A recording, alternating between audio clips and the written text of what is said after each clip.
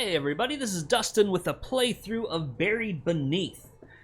So I have gone ahead and got everything set up according to the rules here, and I have drawn the Paladin for my play. I am a melee healer, support, defending, tanky kind of guy. And the horror buried beneath us today is going to be the Bone Dragon. So we've got him set up tracking the wave 1 right now. And then the first wave I'm going to be up against is going to be skeleton archers. Got 2 of those at 2 health each and 1 damage. And then the Orc Raiders monster camp card. Only one of them this round, but they've got 5 health. And they're pretty nasty. And then we've got me starting here. So let's go ahead and jump right into the gameplay. So first things first, the monsters are going to activate and move, but there aren't any on the village map, so we'll go ahead and skip to the deploy process. That means that the monsters are going to advance off their monster camp cards 1 space towards the village center, and then their monster camp cards are going to rotate around the board. The skeleton archers, though, are a little bit special. They're going to deploy once, but their skill says you perform the deploy process 2 times in a row instead of the single 1 time. So we'll deploy off the card, it will rotate, and then we will deploy 1 more time. So 2 monsters come off of the skeleton archers every time. But that is all the monsters off the monster camp cards now. So now we will go ahead and perform any attacks for the monsters, but there's nothing in range. Our Orc Raiders are melee, there's nothing there, and our Skeleton Archers are ranged, but they only affect adjacent squares, which there's nothing there to attack. So we'll go ahead and advance to the player's turn now. So when I start the player's turn, normally I would take back any villagers that are still on the village map, and put them to the right of my hero card. But since it's the first turn of the game, we'll go ahead and skip that, and I will go straight ahead into placing my villager meeples to perform actions and increase my stats. So we are up against a 5-life Orc Raider with melee damage and a 2 ranged Skeleton Archers with 2 life. So my damage is actually only 1 right now. I have 5 life, so I'm pretty tanky. 2 speed and 2 mana. So I'm going to need to up my damage, I believe. So I've got some options here. I've got the blacksmith here on the village center card, which has 1 single sword icon, which will let me either increase my damage by 1, or spend 1 sword or bow and arrow, which is your damage stat. The bow and arrow or the sword, they both count as a damage stat. It just represents your type of attack. So you would spend 1 of those to perform an attack action. Attack, speed, and life cannot be reduced below 1 when you spend them. Mana can. You can run out of mana. Mana is used to spend and activate hero skills, which we'll get into later. But for right now, I feel like I need to increase my damage to be able to deal with these Skeleton Archers and eventually this Orc Raider. Because remember, I will lose a damage every time I attack, so I want to beef that up as much as I can. The same goes with speed, and using health as rally actions we'll get into. It won't be as useful this first wave, but once I have 3 villagers, the rally action, which is the health symbol, becomes really, really useful. So my first play, we'll just play it fast and loose. I'm going to go ahead and go 1 villager to the blacksmith, and that is a sword icon. So I will, instead of using it for an attack action, because that would be silly, there's nothing to attack, I'm going to go ahead and increase my damage by 1. So I'll move that stat track up. And then I do have some other free swords that it doesn't look like will be affected, but actually, I might want to rethink that. because next turn, this skeleton archer over here, he's going to move and then he's going to attack. And we have a villager that is adjacent to him, which is no good. He will die. So let's retroactively, instead of placing him on that blacksmith, let's place him over here on this archery tent. So that's also going to give us one sword, but without any kind of negative effect as well. And he's out of range. This Orc Raider will move next turn, but since he's melee, he won't be able to attack him. So he's safe there. So we'll go ahead and do that. We already increased our damage. And then we have another villager here. So our options are, we could do a rally action here at the cost of 1 health. We could do a rally action and take this meeple back. And then we could place him somewhere else. Or we could... That opens up this space again, so we could theoretically have 2 swords, on the same space, but it's a little bit different. But it costs us a health to be able to do that. That might be what we actually go ahead and do, but let's go ahead and take a look at our available options here. We could do a double, have 2 swords, so we could increase our stats by 2, or we could take 2 attack actions, but the cost would be 1 mana and 1 health. But at this point, we are very flush on health. And mana, we've got 2, so, we could be worse. We could be better. That might be a more efficient use of our meeple to actually boost our damage, because then next turn, we could actually go out and start dealing with some of these monsters over here. So let's go ahead and do that. I'll place my second villager here.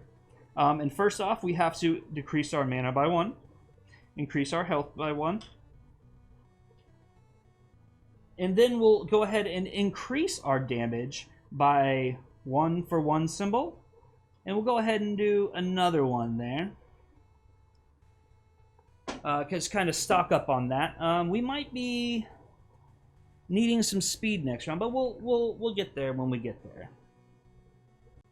All right, and since I have no more villager meeples to place, we can't really do anything else this turn. So that'll be the end of our turn. If we had any hero skills used, any dice on these, we would go ahead and decrease that by 1, but we don't right now, so we'll go ahead and skip that, and it'll go back to the monster's turn. So the monsters are going to move. So we'll start with all of one type. So we'll start with the skeleton archers. So they're each going to move preferably left to right to try to get to the village center card. 1 space because of their move speed. And then all of the orc raiders are going to move preferably left to right towards the village center card. And then all the monsters are going to attack. So we'll go ahead and do a check on these ranged skeleton archers. We have nothing to attack for this one. Nothing to attack for this one now, because we didn't place our villager meeple here very smartly. And then our orc raider is melee. There's nothing in his square. He's not attacking anything either. And he doesn't have any kind of special skills for villagers. Let's go ahead and just remind everybody what we're dealing with here for these monsters.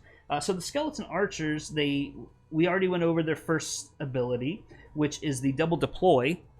And then their second ability is, when attacking, the skeleton archers hit all adjacent heroes and villagers. So that means normally they would only attack one thing, but skeleton archers hit everything that's adjacent to them. So you got to be really careful with them. They deploy out in groups, and they hit everything around them.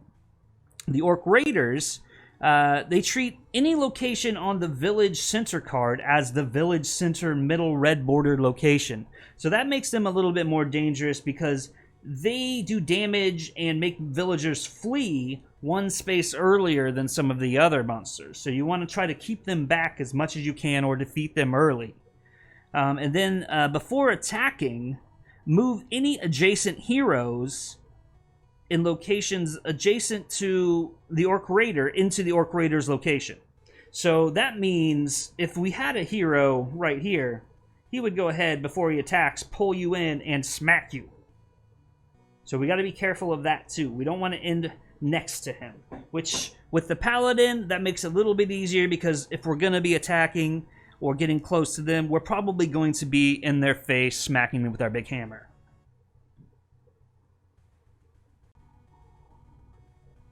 All right, now that the monsters have moved and performed their attacks, they would deploy, but we have deployed all of the monsters from the monster camp on the Orc Raiders and the Skeleton Archer monster camp.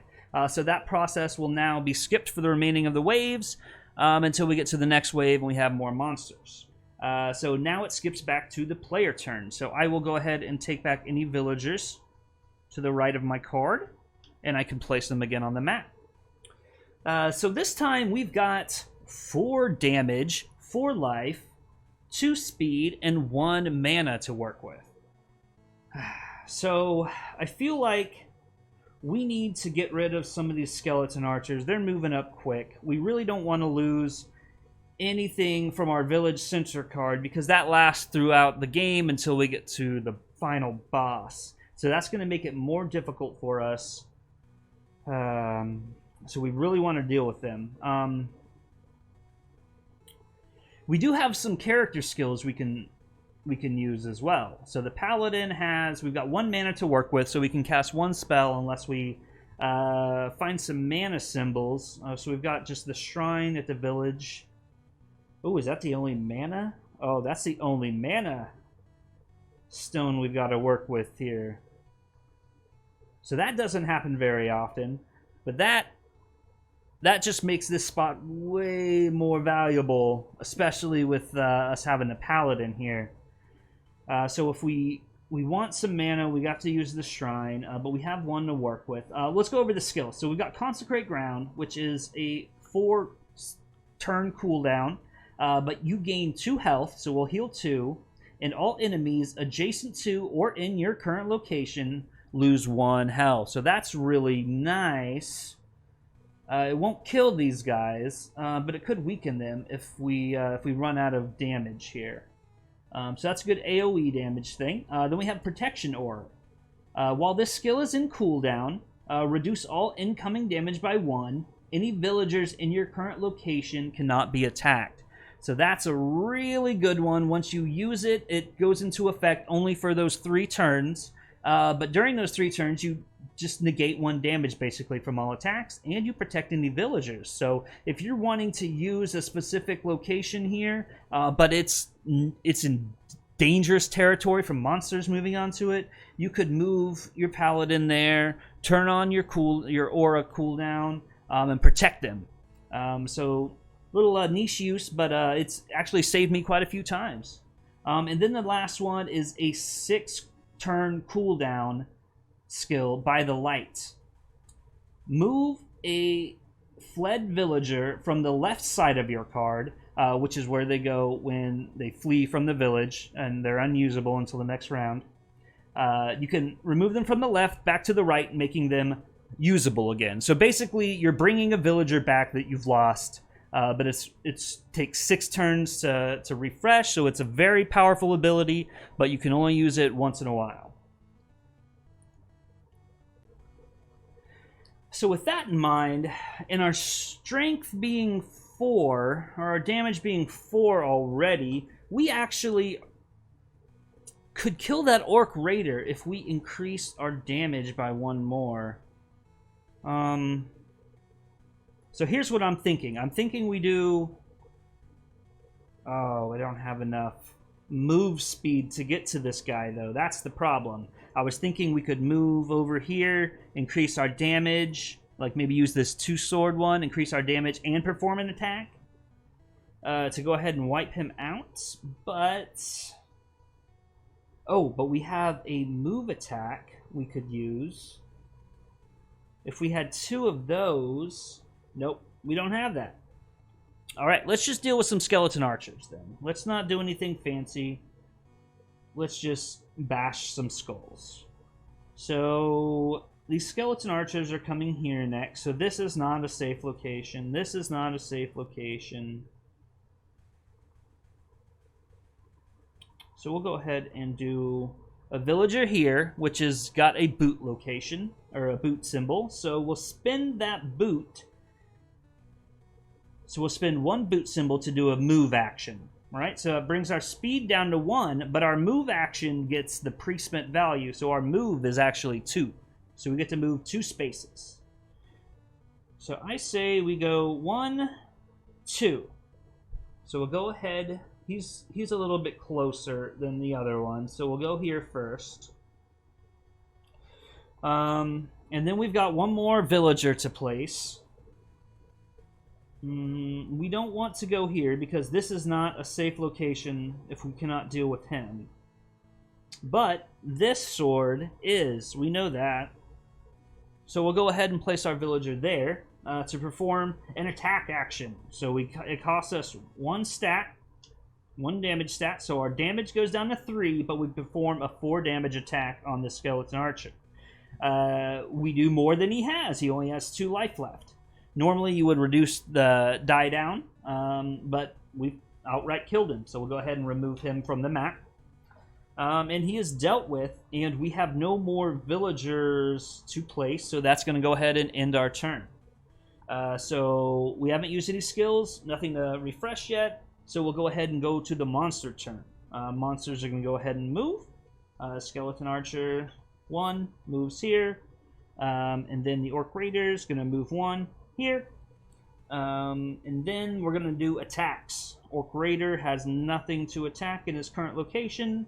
Skeleton Archer also has nothing to attack because we're being smarties and we're staying away. So then it goes back to the player turn. So we'll go ahead and take back all of our meeples.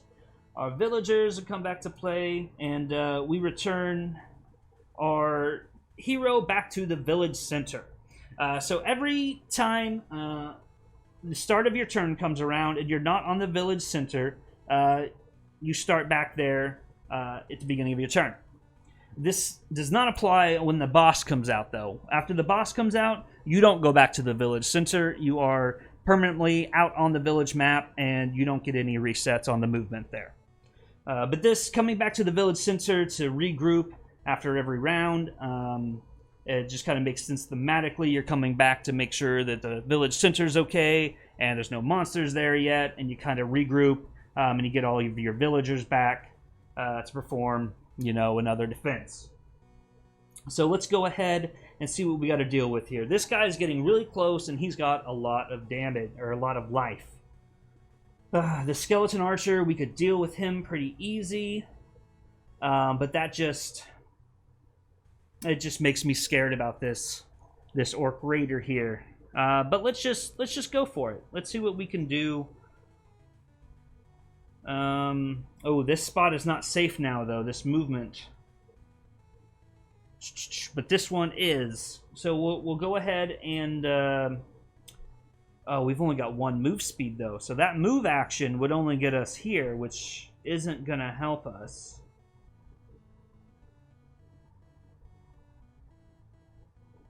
This makes it very difficult. Okay, so we're not going to be able to just reach out or run out and smack that Skeleton Archer. We're going to have to think of a different plan here. Maybe we can use some of our abilities.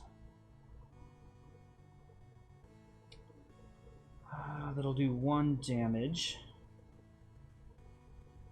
And then maybe next turn we can do it again. Maybe that's what we do. Let's try this out.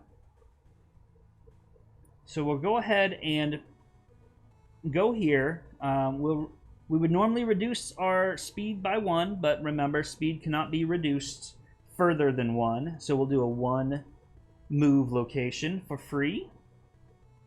And we'll go here.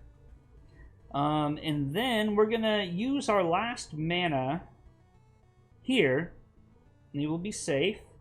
We'll spend 1 mana and cast Consecrate Ground. So we're going to go ahead and gain 2 life because of that skill. Brings us up to 6 health, which is wonderful. And then any adjacent enemies lose 1 health. So this Skeleton Archer is going to go down to 1 health. And then we're going to go ahead and set the cooldown on this skill to 4. So we can't use that again until that dice is gone.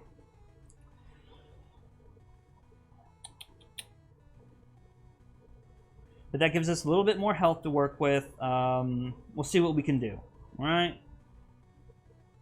So that's all of our meeples. That's the end of the turn. So we'll go ahead and reduce this down to 3. And then the monsters are going to move. Skeleton Archer comes in here. Orc Raider. Oh no, I forgot. I forgot the Orc Raider treats this. We forgot the ability. He treats any location on the village center card as the village center location. So we did not play this very well. So he immediately acts as if he would have gone to the village center location, which means we have to pick one of our villagers to flee. All right, at this point, it doesn't matter too much. We'll go ahead and remove him because he's doing a damage. We'll just get rid of this guy now. So he's fled off into the forest. He's all scared. He's useless right now. Okay, and then we actually have to resolve and lose one of these buildings here, which is no good at all. So this just makes that location unusable. And since we've got a couple free extra, like a free boot and a free attack action sword symbol there. So we're doing pretty good on those. So I'll just go ahead and we'll place this here on the training ground. So we'll lose the boot. So we don't have a free boot on this location anymore. You can choose whichever one you want. I just specifically chose the boot because, you know, I've got some extras here. And I think we'll be fine. So let's go back to resolving the monster attack. So the Skeleton Archer is now going to do its attack, but there is nothing adjacent to them. So ranged attacks cannot attack in the same square they're in. That's got to be an adjacent square. So there's nothing for him to attack, so that's going to go ahead in the monster's turn. And that brings it back to the player turn. So we'll start our turn again. We'll come back to the village center. We'll take back our villagers. We've only got the one villager now. Because Steve ran off, he got super scared, and now we've just got Jim Bob left. And, you know, Jim Bob, we always knew was the most brave of all the villagers. So he's going to try to help us defeat this last Skeleton Archer. We want to get rid of him because we don't want to take any more damage, because this is done. Like, that training area is done. We can't use that. Place a villager there for the rest of the game until the final boss monster comes out. So let's go ahead. What do we have here? Oh, okay, I see what we want to do. So we've got a move and an attack in the same location. And since we only have Jim Bob, we're going to need that because we need to do a move and we need to do an attack action in the same turn.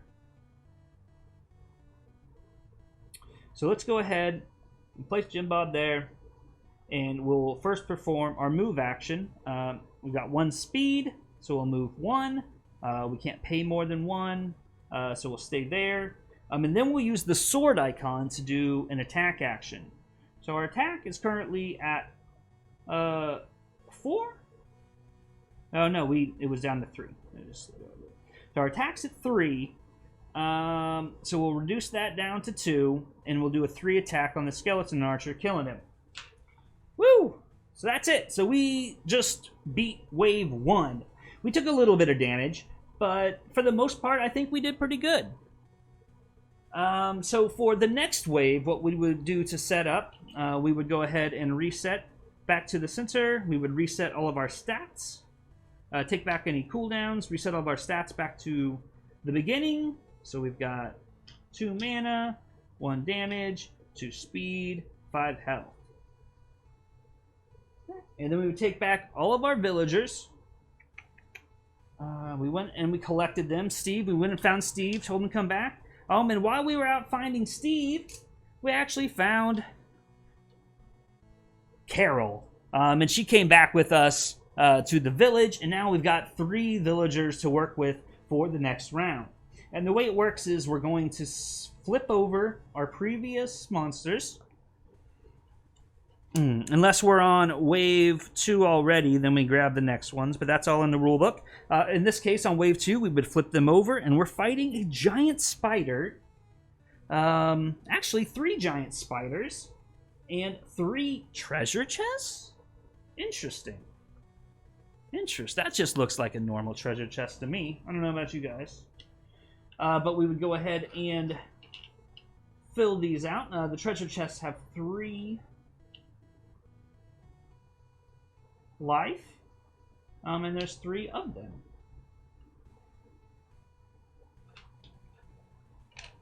And giant spiders also have 3 life. That's fancy. How did we luck out?